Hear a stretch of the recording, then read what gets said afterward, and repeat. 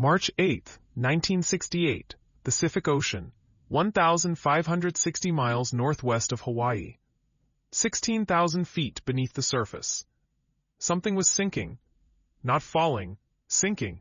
A Soviet Golf-class diesel submarine, hull number K-129, descended into the black void of the Pacific, 3 miles down, where light dies and pressure crushes steel like paper. She carried 98 souls, 3 nuclear-tipped ballistic missiles, and codebooks that held the encryption keys to Moscow's most classified communications. The submarine's pressure hull, designed to withstand depths of 1,000 feet, groaned under the impossible weight of water pressing against it from all sides. 7,000 pounds per square inch, 8,000, 9,000, and then, at 16,400 feet, the hull gave way. The implosion was instantaneous.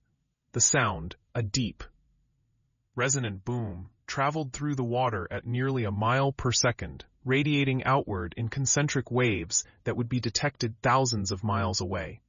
None of the 98 men aboard felt anything. The human nervous system cannot process what happens when a submarine implodes at that depth. One moment, they were there. The next, they were gone. Erased by physics. Claimed by the abyss. The wreckage settled into the silt. The Pacific went silent, and for months, the Soviet Union searched desperately for their lost submarine, combing thousands of square miles of open ocean, sending reconnaissance aircraft on grid patterns that covered the horizon, deploying ships and submarines in the largest search operation in Soviet naval history. They found nothing. The Pacific had swallowed K-129 whole. And with her, secrets the Soviet Union could not afford to lose. But 6,000 miles away, in a windowless room at the naval facility on the Barbers Point Peninsula in Hawaii, American sonar operators had heard something very different.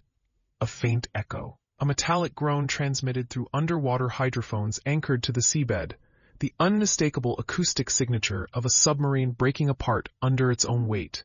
And they knew exactly where she went down.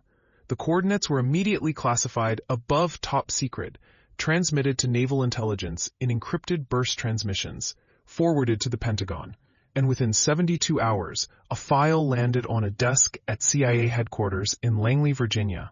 What happened next would become one of the most audacious intelligence operations in Cold War history, a mission so secret that even most of the CIA didn't know it existed. A mission that would cost over $600 million, more than $3 billion in today's money, involve Howard Hughes, a custom-built ship longer than 2 football fields, and a mechanical claw designed to reach into the abyss and steal a submarine from the ocean floor. The Soviets called it impossible. The Americans called it Project Azorian. And for the KGB officers who eventually realized what had been taken from them, it was nothing short of a nightmare made real. To understand what made Project Azorian so terrifying, to understand why the CIA was willing to spend more money on this single mission than on most countries' entire annual defense budgets, you have to understand what was at stake in 1968. The Cold War wasn't just being fought in the skies, or in the jungles of Vietnam, or in the political theaters of Europe and Asia. It was being fought in the ocean, beneath the waves. Invisible to satellites and radar, Soviet and American submarines prowled the depths in a deadly game of cat and mouse. These weren't just military assets, they were instruments of Armageddon. Ballistic missile submarines, SSBNs in naval parlance, each carried enough nuclear firepower to obliterate multiple cities. They could hide in the vastness of the ocean, completely undetectable, waiting for the order that would end civilization. The doctrine was called mutually assured destruction, MAD, and it relied on a simple, terrifying principle. If you can't find the enemy submarines, you can't launch a first strike. Because somewhere out there, hidden in the depths, a submarine captain has his finger on the trigger, and if his homeland is destroyed, he will retaliate. It was a balance of terror, and information was the only thing that kept it balanced. Every Soviet submarine carried codebooks, thick, bound volumes filled with encryption protocols, authentication codes, communication frequencies, and operational procedures. if an enemy power obtained those codebooks, they could decrypt months or even years of radio traffic. They could track submarine movements, predict patrol patterns, know when and where the submarines were most vulnerable. In the wrong hands, those codebooks were a weapon more powerful than any missile. And now, one complete set was lying on the ocean floor, 3 miles down inside the wreckage of K-129.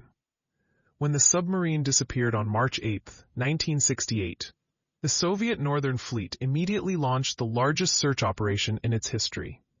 Over 60 ships were deployed. 295 Bear reconnaissance aircraft flew low-altitude grid patterns across the Pacific, scanning the water for debris, oil slicks, anything that might indicate where the submarine had gone down. The search lasted 70 days. They found nothing. The reason was simple. They were looking in the wrong place. Soviet Naval Command believed K-129 had been operating near the Kamchatka Peninsula, conducting a routine deterrence patrol in relatively shallow water. They focused their search in that region, deploying specialized submarine rescue vessels, deep-diving submersibles, and sonar arrays. But K-129 had never made it to her patrol station. Something had gone catastrophically wrong while she was still in transit, far from where the Soviets expected her to be. The Americans, however, knew exactly where the submarine was. Since the late 1950s, the U.S. Navy had been quietly constructing an underwater surveillance network called SOSUS, the Sound Surveillance System. It was a web of hydrophones anchored to the ocean floor at strategic choke points around the world, designed to detect Soviet submarines by their acoustic signatures. Every submarine makes noise: engine vibrations, propeller cavitation, hull creaks. Even the sound of water flowing over the hull creates a unique acoustic fingerprint. SOSUS was sensitive enough to detect those sounds from hundreds of miles away.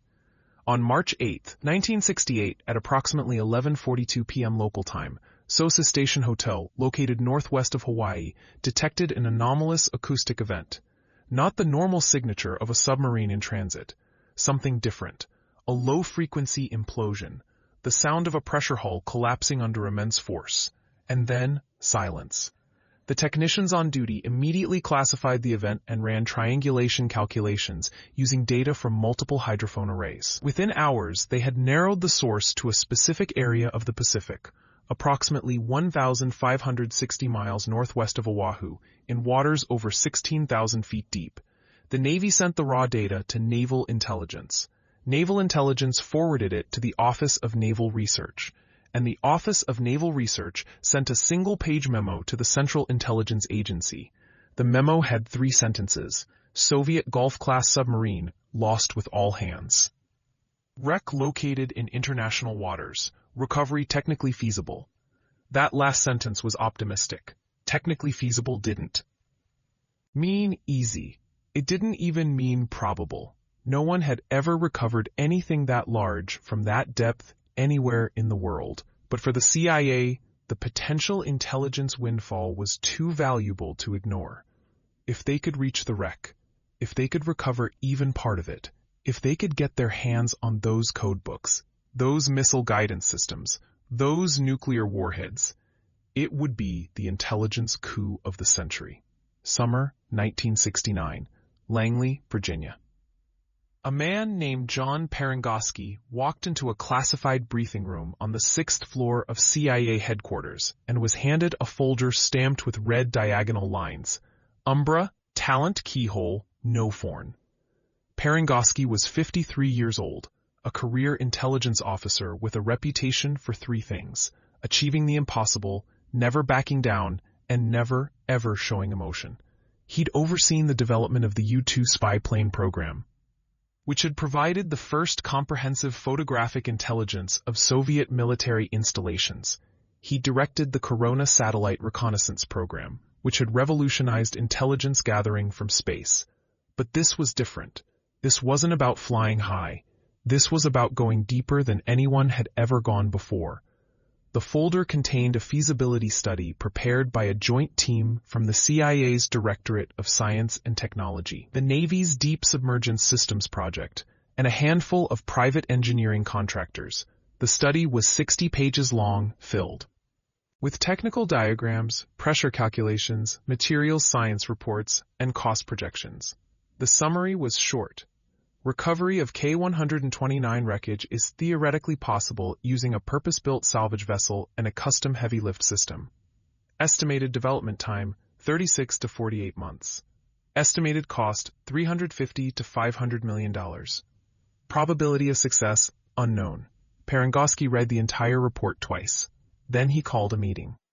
Present in that meeting were representatives from the CIA's clandestine service, the Office of Naval Intelligence, the National Security Agency, the Defense Intelligence Agency, and a civilian engineer named John Graham, who had designed deep-sea oil drilling equipment and was considered one of the world's foremost experts in underwater salvage.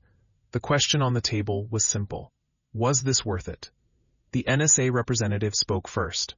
He laid out what they knew about Soviet naval encryption systems. The codes changed regularly, but the underlying protocols, the authentication sequences, the frequency hopping patterns, the emergency communication procedures, those stayed consistent for years. If they could recover the codebooks from K-129, they could potentially decrypt Soviet naval communications going back to 1966, and possibly predict encryption patterns into the future. The intelligence value was incalculable. The Navy representative spoke next. He talked about the strategic implications. Soviet Golf-class submarines were diesel-electric boats, but they carried ballistic missiles. If they could recover one of those missiles intact, they could study its guidance systems, its warhead design, its range and accuracy. That information would inform U.S. missile defense systems for decades. Then John Graham spoke, and he didn't pull punches. Gentlemen, what you're asking for has never been done. No submersible can go that deep and carry cargo. No salvage ship has the lift capacity to raise a 2,000-ton submarine from 16,000 feet. We're talking about building technology that doesn't exist, deploying it in open ocean under the Soviets' noses, and hoping it works on the first try, because there won't be a second chance. He paused. That said, I think we can do it. The room went quiet. Parangosky looked at him. How? Graham pulled out a schematic. A massive ship. A moon pool, a vertical opening in the hull that went straight down to the sea, and suspended from that moon pool, a mechanical claw unlike anything ever built. We build a capture vehicle, a heavy lift system with hydraulic arms capable of gripping the submarine's hull. We lower it on a pipe string, 3 miles of high-strength steel pipe, each section screwed together as we descend. At the bottom, the claw closes around the wreck, and we lift the whole thing back up. Slowly, carefully, and we do it under the cover of a civilian operation so the Soviets never know what we're really doing. Parangosky stared at the schematic for a long time. Then he looked at the cost projections. $350 million, the equivalent of building 3 aircraft carriers. He looked at the timeline. 4 years, maybe 5. And he looked at the probability of success. Unknown. Finally, he closed the folder and said 4 words. Let's get to work. Building a ship the size of a small aircraft carrier, equipped with experimental deep-sea salvage equipment in the middle of the Cold War, without the Soviets noticing, required more than just engineering brilliance. It required a cover story. A damn good one. That's where Howard Hughes came in. In 1970, Hughes was one of the most famous men in America. Billionaire industrialist, aviation pioneer, film producer, and by this point in his life, a recluse living in the penthouse of the Desert Inn in Las Vegas, reportedly paranoid, eccentric, and increasingly detached from reality. He was also the perfect cover. The CIA approached Hughes's organization, specifically the Sumo Corporation, which managed his business interests, with a proposal. They wanted to use Hughes's name and corporate infrastructure to build a deep-sea mining vessel. The official story: Hughes was investing in a speculative venture to harvest manganese nodules from the ocean floor. Manganese nodules are potato-sized mineral deposits that form naturally on the seabed in deep ocean regions. They contain trace amounts of valuable metals: nickel, cobalt, copper. In the late 1960s and early 1970s, there was genuine interest in deep-sea mining as a future industry. Several companies were conducting exploratory research. It was the perfect cover. Experimental, expensive, just plausible enough to be believable. and just boring enough that no one would look too closely. Hughes's executives agreed. Whether Hughes himself ever knew the true purpose of the project remains classified. Some reports suggest he was briefed and approved the operation. Others suggest the CIA simply used his name without his direct involvement, relying on corporate proxies to sign off on contracts and public statements. Either way, by the end of 1970, the world believed that Howard Hughes was building a revolutionary deep-sea mining ship. The Soviets believed it too. They tracked the construction. They read the press releases. They even sent intelligence officers to observe the shipyard where the vessel was being built. But they saw exactly what the CIA wanted them to see: a speculative civilian project. Eccentric, over budget, typically American, harmless. The ship was named the Hughes Glomar Explorer. At 619 feet long and 115 feet wide, with a displacement of over 63,000 tons, she was a giant. Her hull was reinforced to handle the stresses of deep-sea operations. Her superstructure was deliberately designed to look like a mining vessel. Cranes, derricks, processing equipment visible on deck, but hidden inside, concealed within the ship's interior, was something else entirely. A moon pool, a vertical shaft that ran from the main deck straight down through the hull, open to the ocean below, 199 feet long, 74 feet wide, large enough to fit a submarine inside, and suspended within that moon pool was the salvage system. The engineers called it Clementine. Clementine was a machine that shouldn't have existed, 40 feet tall, 2,000 tons of high-strength steel, hydraulic systems, cameras, lights, and gripping arms capable of exerting controlled force across the hull of a submarine without crushing it. The challenge wasn't just building something that strong. It was building something that could function at 16,000 feet, where the pressure was so intense that a pinhole leak would become a cutting jet of water capable of slicing through steel. Every component had to be pressure tested. Every seal had to be perfect. Every hydraulic line, every electrical connection, every bolt had to be rated for conditions no human-made machine had ever endured at that scale. The design team, led by engineers from Lockheed, Global Marine Development, and the CIA's own Office of Technical Services, faced a series of cascading challenges. Challenge 1, the pipe string. To lower Clementine to the ocean floor, they needed a lifting system, a pipe string, 3 miles long. Each section of pipe was 60 feet long, 20 inches in diameter, made from custom-forged high-strength steel. As Clementine descended, new sections would be screwed onto the top, extending the pipe downward, like an oil drilling rig in reverse. The total weight of the pipe string at full extension, over 10,000 tons. That weight had to be supported by the ship's derrick system, which meant the Glomar Explorer needed a lifting apparatus stronger than any crane ever built for a seagoing vessel. Challenge 2, the grip. Clementine's hydraulic arms had to close around K-129's hull with enough force to lift the wreck, but not so much force that the corroded metal would crumble. After 6 years on the ocean floor, exposed to salt water and immense pressure, the submarine's hull was fragile. The engineers called it eggshell strength. If the grip was too tight, the sub would disintegrate. If the grip was too loose, it would slip free during the ascent. The solution was a system of articulated beams, davits, that would extend beneath the submarine and cradle it like a hand holding an egg. Challenge 3, the cameras. At 16,000 feet, there is no natural light. Zero. The only way to see was through high-intensity lights and cameras mounted on Clementine. But the lights had to be powerful enough to penetrate the darkness and the silt stirred up by the claw's movements. And the cameras had to transmit video signals up 3 miles of cable, without degradation. The engineers developed a custom closed-circuit television system with redundant cameras, multiple angles, and real-time feedback to the control room aboard the Glomar Explorer. Challenge 4, the test. How do you test a machine designed for 16,000 feet when no test facility on Earth can replicate those conditions? You don't, not fully. The team tested components in pressure chambers. They tested the pipe string in deep lakes. They tested the hydraulic systems in simulated conditions. But the full integration, Clementine, the pipe string, the ship, the descent, the grip, The ascent would only be tested once, during the actual mission. For 2 years, the engineers worked in secret. Facilities in Redwood City, California, and Long Beach became classified zones. Employees signed NDAs under threat of federal prosecution. Security was so tight that workers in one section of the project didn't know what workers in other sections were building. And in June 1974, after 4 years of development and over $500 million in costs, the Hughes Glomar Explorer was ready. The mission had begun. June 20, 1974, Long Beach, California.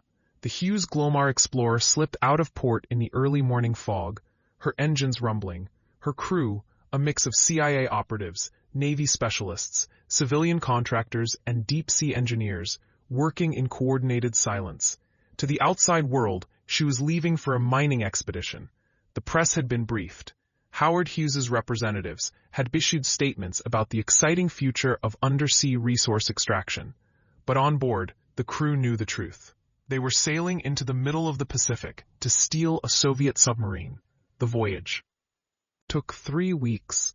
The Glomar Explorer maintained a steady speed, conserving fuel, avoiding shipping lanes where possible, and transmitting regular status updates via encrypted satellite communications. Soviet intelligence was aware of the ship's movements. A reconnaissance satellite tracked her twice daily. The Soviet destroyer SB-10, operating out of Petropavlovsk, was ordered to shadow the Glomar at a distance once she entered the target area. But the Soviets saw no reason for alarm. This was, after all, just a mining ship. Slow, unarmed, civilian, boring. On July 4, 1974, Independence Day, a detail that amused the CIA planners. The Hughes Glomar Explorer arrived at the target coordinates, 1,560 miles northwest of Hawaii, international waters. The weather was overcast but calm. The sea was a flat gray expanse stretching to the horizon in every direction. And 16,400 feet below the surface, the wreck of K-129 lay waiting. The moon pool doors opened. Clementine hung suspended above the dark water, a cathedral of steel and hydraulics bristling with cameras and lights. The crew checked every system one final time. Power, hydraulics, cameras, communications. Everything was green. At 0400 hours, the descent began. Slowly, carefully, the winches released tension. And Clementine sank beneath the hull of the Glomar Explorer, disappearing into the ocean below. The first 100 feet went quickly. The pipe string lowered smoothly, each 60-foot section. Locked into place by the deck crew, working in rotating shifts, they would work for the next 8 days straight, around the clock, lowering section after section, extending the pipe string deeper and deeper into the abyss. At 500 feet, Clementine passed through the thermocline, the boundary between warm surface water and cold deep water. The temperature dropped from 70 degrees Fahrenheit to 50. At 1,000 feet, natural light disappeared entirely. The cameras switched to artificial illumination, and the crew in the control room stared at grainy black and white video feeds showing nothing but darkness and the occasional jellyfish drifting past. At 3,000 feet, the pressure reached 1,300 pounds per square inch. The hull of Clementine groaned. Stress sensors showed minor flexing within acceptable tolerances. At 5,000 feet, the crew began to feel the psychological weight of what they were doing. 3,000 feet of pipe string hung beneath the ship. Another 11,000 feet to go. Every section added to the risk. Every foot deeper increased the chance of catastrophic failure. At 8,000 feet, the descent slowed. The pipe string was experiencing torque, twisting forces caused by ocean currents at different depths. The engineers adjusted the winch speed, compensating for the rotation. At 10,000 feet, 2 miles down, the temperature was 34 degrees Fahrenheit, just above freezing. The cameras showed a landscape of darkness.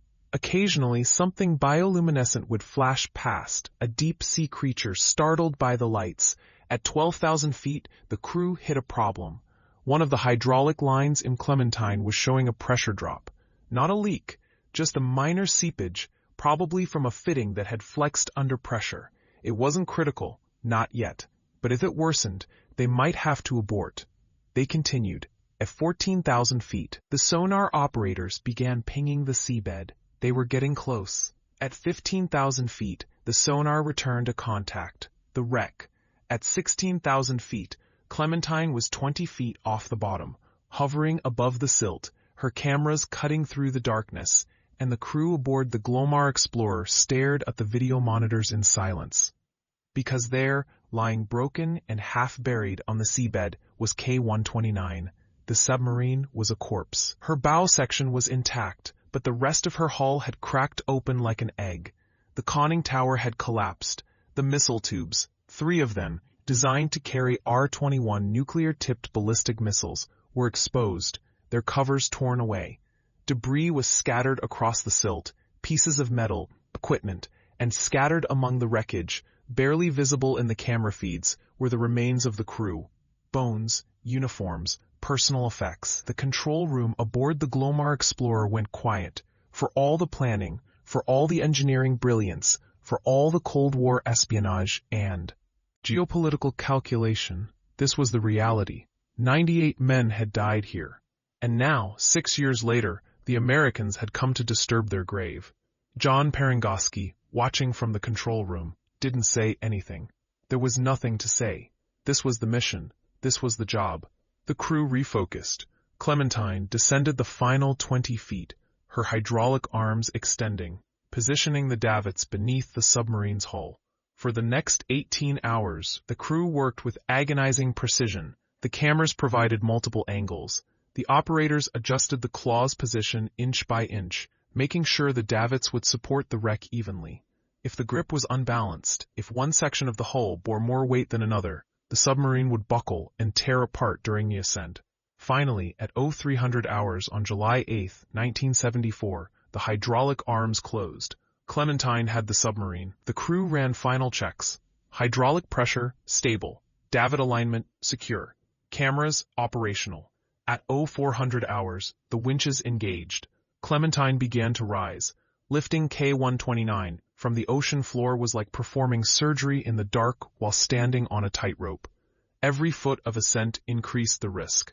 The submarine's hull, weakened by 6 years of corrosion and the trauma of implosion, was fragile. The slightest shift in weight distribution, the smallest imbalance, could cause a section to tear free. And if that happened, the whole wreck could slip out of the claw's grip and plunge back into the abyss. The ascent was slow, agonizingly slow. The winches pulled at a rate of 1 foot per minute. At that speed, it would take 5 days to bring the wreck to the surface. 5 days of constant tension. 5 days of monitoring every sensor, every camera feed, every hydraulic reading. 5 days of hoping nothing went wrong. On the first day, everything held. The wreck rose smoothly, the pipe string bearing the weight, the claw maintaining its grip. On the second day, the crew noticed something troubling. The submarine was shifting. Not dramatically, but measurably. The stern section, the largest part of the wreck, was sagging, pulling away from the bow. The engineers ran calculations. The stern section weighed over 1,300 tons. The bow section, which the claw was gripping, weighed about 700 tons. The stress was asymmetric. They couldn't adjust the grip. They couldn't stop and reposition. All they could do was keep lifting and hope the hull held together. On the third day, at a depth of 8,000 feet, disaster struck. One of the davits, a support beam in the claw, fractured. Not a clean break, but a stress crack that propagated rapidly under the immense load. The beam bent, the submarine shifted, and with a sound that echoed through the underwater microphones like a gunshot, the stern section tore free. 1,300 tons of steel, missiles, and human remains plummeted back into the darkness, falling 2 miles in less than a minute and slammed into the seabed with enough force to register on seismographs in Hawaii. The crew froze. They stared at the camera feeds, watching as silt bloomed upward in a massive cloud, obscuring everything, waiting to see if the rest of the submarine would follow. The bow section shifted, tilted. The hydraulic arms groaned under the sudden redistribution of weight, and then, miraculously, it held. The crew exhaled, some prayed, some swore, some just sat in stunned silence, realizing how close they'd come to losing everything. John Parangoski, watching from the control room, made a decision. They would continue the ascent, slowly, carefully, and they would not stop until the wreck was inside the moon pool. For 2 more days, Clementine rose through the water, carrying the bow section of K-129, while the crew held their breath and waited for the next disaster. It never came. On July 25, 1974, at 0630 hours, a bow section of K-129 broke the surface inside the moon pool of the Hughes Glomar Explorer. The Americans had done it. They had stolen a Soviet submarine from the bottom of the ocean. The recovery of K-129's bow section was an engineering triumph. But what the CIA found inside was an intelligence bonanza beyond their wildest projections. The bow compartment was a time capsule. 6 years underwater, 3 miles deep, had preserved much of the interior. Corrosion had set in, yes, but the cold temperatures and high pressure had slowed decomposition and degradation. The first thing they found were the bodies. 6 Soviet sailors, still in their bunks, still wearing their uniforms. They had been in the forward torpedo room when the submarine imploded. Death had been instantaneous. The CIA made a decision that surprised many of the military personnel involved. They would give these men a proper burial. For 2 days, the crew of the Glomar Explorer prepared a funeral. They built caskets. They sewed Soviet naval ensigns. And on July 29, 1974, in a ceremony that was filmed for the record, the 6 sailors were buried at sea with full military honors. A Navy chaplain read a service in Russian. The Soviet ensign was draped over each casket. A bugler played taps, and as the caskets were committed to the deep, the American sailors aboard the Glomar Explorer saluted. It was, perhaps, the only moment of genuine humanity in an otherwise ruthless operation. But then the intelligence work began. The forward torpedo room contained 4 torpedoes. 2 of them were armed with nuclear warheads.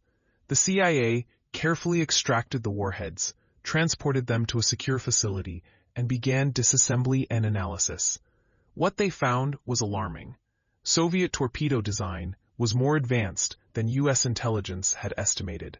The warheads used a 2-stage implosion system that was more efficient than comparable American designs. The yield was higher, the weight was lower.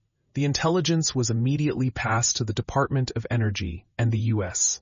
Navy Strategic Systems Programs Office. Within months, American torpedo designs were revised. Next, they examined the submarine's communication systems. K-129 carried multiple radio sets, encryption machines, and authentication devices. The crown jewel was the R-313 cryptographic system, a mechanical encryption device used by Soviet naval forces throughout the 1960s. The device was intact. The NSA transported it to Fort Meade, Maryland, where a team of cryptanalysts spent the next 6 months reverse engineering its operation. They discovered that the encryption protocols used by K-129 were part of a larger system that had been in use across the Soviet Navy from 1963 to 1968. For 5 years, the Americans had been intercepting Soviet naval communications but couldn't decrypt them. Now, with the R-313 and the recovered codebooks, they could retroactively decode thousands of transmissions. The intelligence gained was staggering. Soviet submarine patrol routes, communication schedules, authentication codes, emergency protocols. For the first time in Cold War history, the United States had a comprehensive understanding of Soviet submarine operations. But there was something else, something unexpected. The wreck contained evidence of what had killed K-129. In the battery compartment, investigators found signs of hydrogen gas accumulation, a byproduct of overcharged lead-acid batteries. Diesel-electric submarines, like the Golf class, used massive battery arrays to run submerged. If those batteries were overcharged or improperly ventilated, hydrogen gas could build up in the compartment. Hydrogen is explosive. The investigators found scorch marks, blast damage, evidence of a violent explosion in the forward battery compartment, followed by flooding, followed by uncontrolled descent. K-129 hadn't been sunk by the Americans. She'd been killed by a catastrophic internal failure, a mechanical fault, a procedural error, something mundane and preventable. She'd been destroyed by her own equipment. It was a sobering reminder. In the Cold War, you didn't always need an enemy. Sometimes the machines were deadly enough on their own. For 6 months, the operation remained secret. The Hughes Glomar Explorer returned to port. The recovered materials were quietly transported to classified facilities. The CIA briefed President Gerald Ford. The NSA began exploiting the recovered cryptographic materials. The Department of Defense studied the nuclear warheads, and the Soviets suspected nothing. They knew the Glomar Explorer had been operating in the Pacific. They knew Howard Hughes was pursuing speculative deep-sea mining ventures, but they had no reason to believe the submarine had been recovered, until February 7, 1975. That's when Jack Anderson, a muckraking investigative journalist with a Pulitzer Prize and a reputation for exposing classified government operations, published a column in the Washington Post.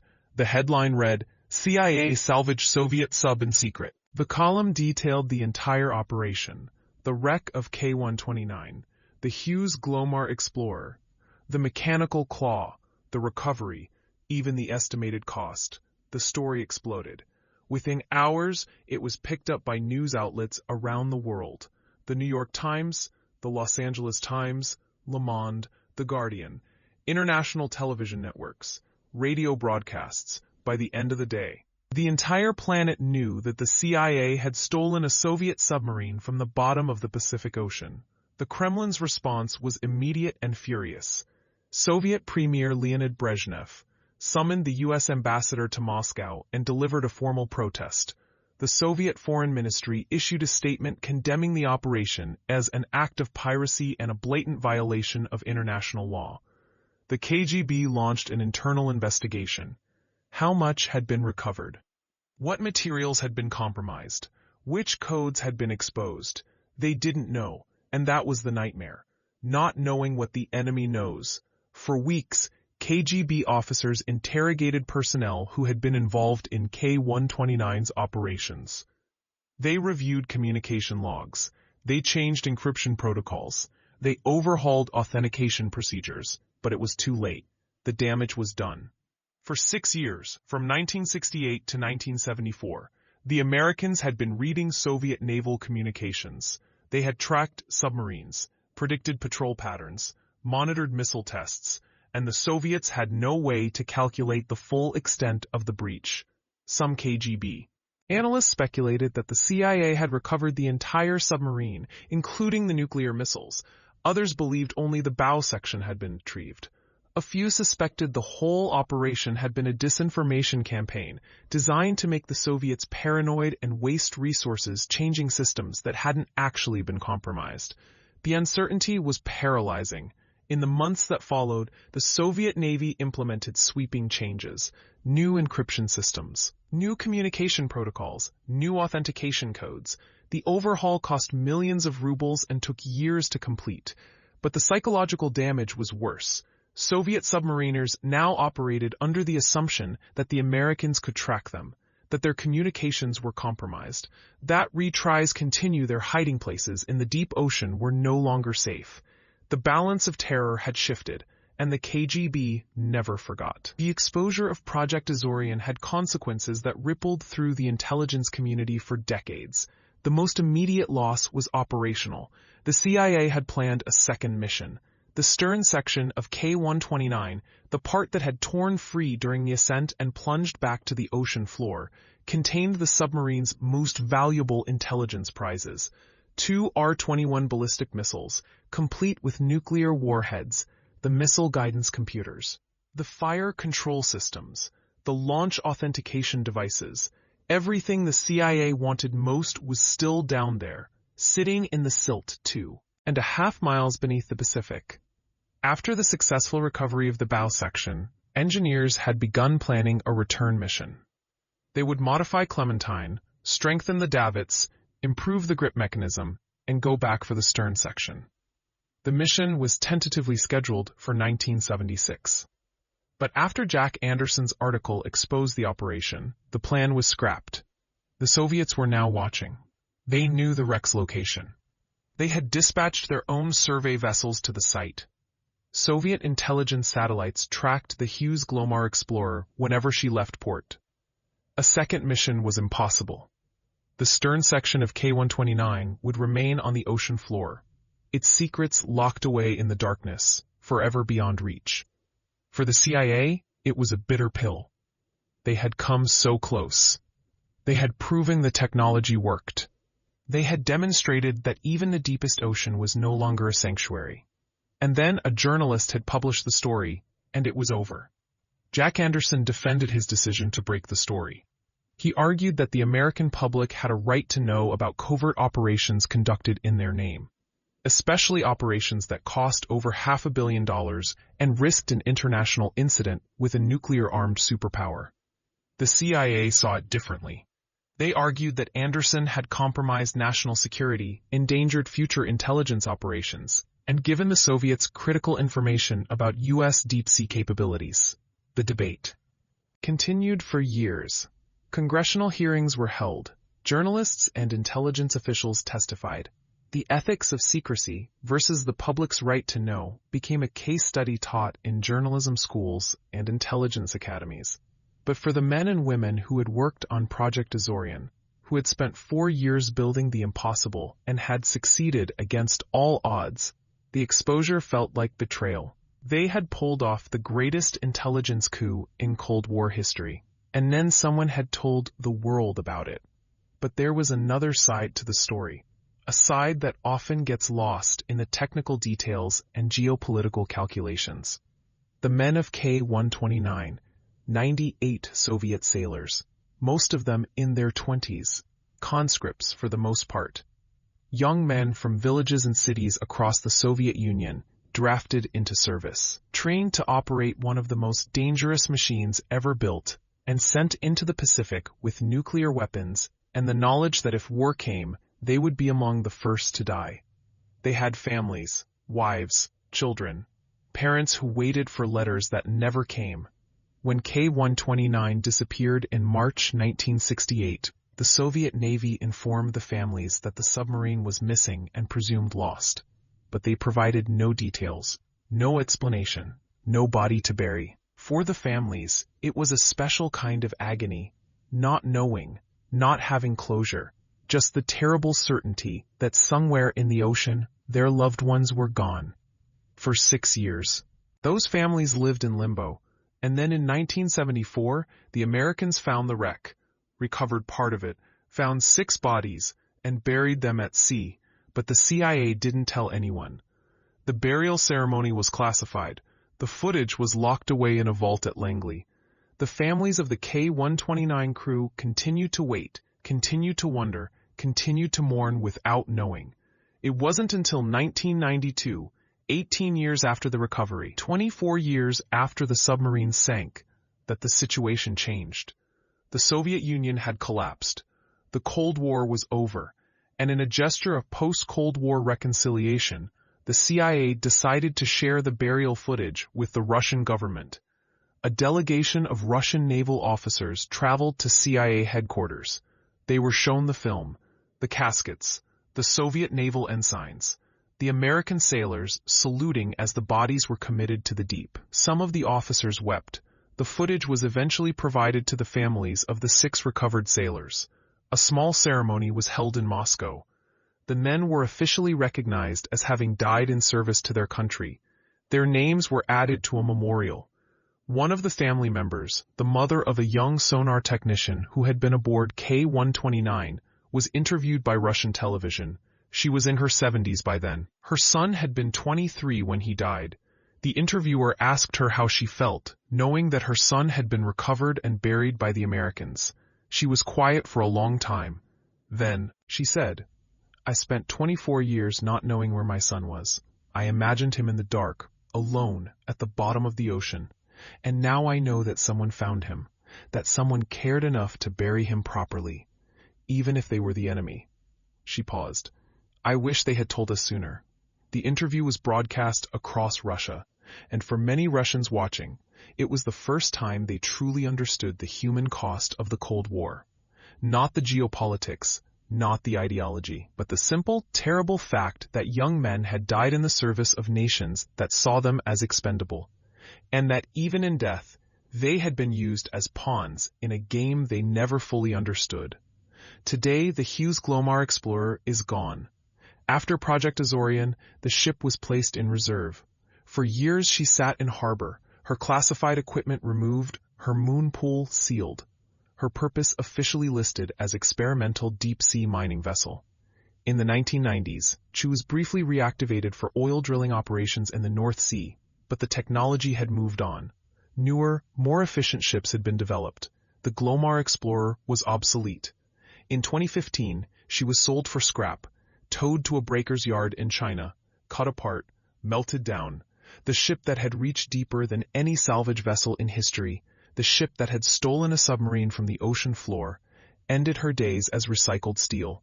But her legacy remains. The technology developed for Project Azorian revolutionized deep-sea operations, the pipe handling systems, the remotely operated cameras, the hydraulic lift mechanisms. All of it found civilian applications in offshore oil drilling, undersea cable installation, and oceanographic research. The techniques used to lower Clementine 3 miles to the ocean floor are now standard practice in the deep-sea oil industry.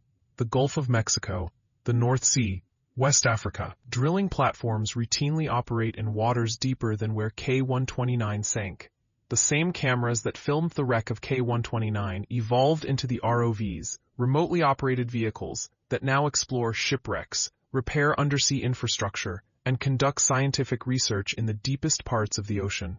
The intelligence gained from the recovery informed U.S. naval strategy for decades. The cryptographic materials recovered from K-129 allowed the NSA to decrypt years of Soviet naval communications, providing insights into submarine operations, missile technology, and strategic planning.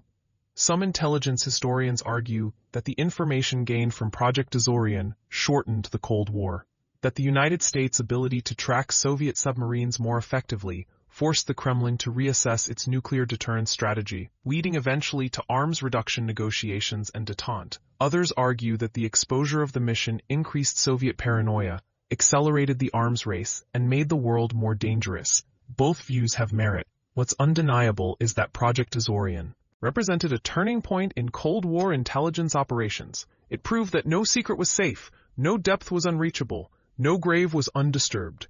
If the superpowers wanted something badly enough, they would find a way to take it, even if it meant reaching into the cold, crushing darkness of the ocean floor and pulling a ghost back into the light. In 2007, 39 years after K-129 sank, the Russian Navy finally organized an expedition to locate the wreck site. They deployed the research vessel Academic Mstislav Keldysh, equipped with deep-sea submersibles and side-scan sonar. They had the American coordinates, long since declassified, and they knew exactly where to look. The stern section was exactly where it should have been, 2.5 miles down, buried partially in silt, her hull cracked open, her missile tubes exposed. The Russian submersible Mir-1 descended to the wreck. Cameras captured footage of the twisted metal, the debris field, the remnants of a submarine that had once carried the power to end the world. The crew of the Keldysh discussed recovery options. Technically, it would be possible. The technology existed. They could build a salvage system, lower it to the wreck, and retrieve the stern section. But they decided not to. The official reason was cost. A salvage operation would be expensive, and the intelligence value of 39-year-old Soviet technology was minimal. The R-21 missiles were obsolete. The nuclear warheads were outdated. The cryptographic systems had been replaced decades ago. But there was another reason. One that wasn't stated officially, but that everyone understood. K-129 was a grave. 72 men were still entombed in that stern section. 72 sailors who had died in service to their country, who had been left in the darkness for 4 decades. Disturbing that grave for intelligence that no longer mattered seemed, to the Russian Navy, like desecration. They took photographs. They recorded video. They mapped the debris field, and then they left.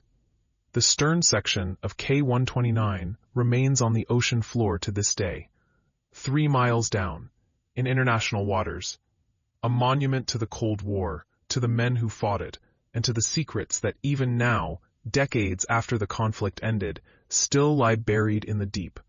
Project Azorian had one final, unexpected legacy. After the operation was exposed in 1975, journalists began filing Freedom of Information Act requests, demanding that the CIA release documents related to the mission. The CIA refused. When pressed for a reason, the CIA's Office of General Counsel crafted a response that became legendary in legal and intelligence circles. They said, "We can neither confirm nor deny the existence of the information requested." It was a masterpiece of bureaucratic language. Not a denial, not a confirmation, just a refusal to engage with the question. The phrase became known as the Glomar response, and it's still used today by intelligence agencies, by law enforcement, by government officials who don't want to reveal whether certain information exists or whether certain operations occurred. If you file a FOIA request about a classified program, you might get a Glomar response. If you ask a government official about a covert operation, you might hear, "I can neither confirm nor deny." It's a small linguistic artifact of Project Azorian, a reminder that even after the mission ended, even after the Glomar Explorer was scrapped, even after the Cold War ended and the Soviet Union collapsed, the operation's influence persists. In legal precedents, in bureaucratic language, in the way governments talk about secrets, or rather, the way they don't talk about them. There's a document buried deep in the CIA's classified archives. Few people have ever read it. Even fewer know it exists. It's the final operational assessment of Project Azorian. Written in 1976, after the mission had been exposed, after the intelligence had been analyzed, after the costs had been tallied and the lessons had been learned. The report is over 200 pages long, filled with technical data, budget breakdowns, intelligence assessments, and strategic evaluations. But at the very end, in the final section, there's a paragraph written by an analyst who had worked on the mission from the beginning, someone who had been in the control room when Clementine reached the wreck, someone who had watched the cameras as the claw closed around K-129, someone who had been there when the stern section tore free and plunged back into darkness. The paragraph says, "We reached the bottom of the world and found that even there, no one is ever truly alone. The ocean does not keep secrets forever. The dead do not rest undisturbed. And in the end, everything, every machine, every code, every life is recoverable if you're willing to pay the price." It's a haunting thought that somewhere, right now, 3 miles beneath the Pacific Ocean, the stern section of K-129 still lies in the darkness, her hull cracked open, her missile tubes exposed, her crew entombed in steel. And that above her, ships pass every day, cargo vessels and fishing boats and cruise liners, their crews unaware that beneath them lies one of the most closely guarded secrets of the Cold War, a secret that isn't really a secret anymore, a grave that was disturbed and then abandoned, a monument to the lengths nations will go to gain an advantage, and to the men who die in service of causes they may not fully understand. The Cold War is over, the Soviet Union is gone, the ideological struggle that defined the second half of the 20th century has passed into history, but K-129 remains, a time capsule, a warning, a reminder that the ocean is deep but not infinite, that the darkness is vast but not impenetrable, that even 3 miles down, even in the coldest, most crushing depths, human ambition finds a way to reach. Project Azorian proved something that changed the calculus of power forever. It proved that there is no place on Earth, no sky too high, no ocean too deep, no secret too buried, that is beyond the reach of a determined nation, with enough resources, enough ingenuity, and enough willingness to risk everything for an advantage. The mission cost over $600 million. It required technology that didn't exist and had to be invented. It took 4 years of planning, 2 years of construction, and 5 days of terror as the wreck was hauled up from the abyss. And in the end, they recovered 1/3 of a submarine, 6 bodies, and a collection of codes and equipment that gave the United States a critical intelligence advantage for years. Was it worth it? Ask the analysts at the NSA who decrypted years of Soviet naval communications. Ask the Navy officers who used the intelligence to track Soviet missile submarines. Ask the families of the 6 sailors who finally received closure, who finally knew their loved ones had been found and buried with honor. Ask the 72 men still entombed in the stern section, lying in the darkness, waiting for a recovery that will never come. Everyone will give you a different answer, because Project Azorian wasn't just a triumph of engineering or a coup of intelligence, it was a mirror. A reflection of what the Cold War had become, a demonstration of the extremes nations would embrace, the costs they would bear, the graves they would disturb, all in the name of security, all in the pursuit of advantage, all in the shadow of the nuclear sword hanging over the world. The Hughes Glomar Explorer is gone. Clementine is dismantled. The men who planned the mission are mostly dead. The Soviet Union they opposed no longer exists, but the wreck of K-129 remains, 3 miles down, in the cold, in the dark, in the silence, a monument to ambition, a testament to what nations will do when they believe their survival is at stake, and a reminder that in the end, the ocean always wins. It keeps the secrets we can't reach. It holds the graves we can't disturb. It preserves the stories we'll never fully know. The Americans stole a submarine from the bottom of the sea, but they didn't steal all of it.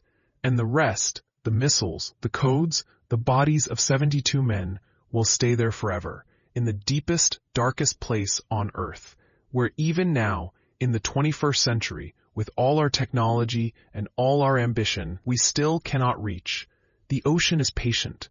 It doesn't care about superpowers or ideologies or intelligence coups. It simply waits and keeps its secrets until someone is willing to pay the price to take them. 2007, Pacific Ocean, 16,400 feet below the surface. The Russian submersible, Mir-1, settled onto the seabed, its lights cutting through the darkness, its cameras recording the wreck of K-129 for the first time since 1974. Inside the submersible, 3 Russian naval officers stared at the video monitors in silence. The stern section lay before them, broken and corroded, its hull plates twisted, its missile tubes gaping open like wounds. One of the officers, a submarine commander who had served during the Cold War, spoke quietly into the radio, transmitting back to the academic Mstislav Keldysh on the surface. "We have visual confirmation. The wreck is intact. Recommend we document and withdraw." There was a pause. Then the voice of the expedition commander came through the speaker. "Understood. Take your time. Pay your respects." The submersible sat there for 20 minutes, its lights illuminating the grave of 72 men, who had been waiting in the darkness for 39 years. Finally, the submarine commander reached forward and placed his hand on the viewport, as if touching the wreck itself. "До свидания, товарищи," he said softly. "Goodbye, comrades." And then the submersible rose, ascending slowly through 3 miles of black water, carrying with it the final images of K-129. When the Mir-1 surfaced and was recovered aboard the Keldysh, the crew held a brief ceremony. They poured vodka into the sea, a Russian naval tradition, and observed a moment of silence.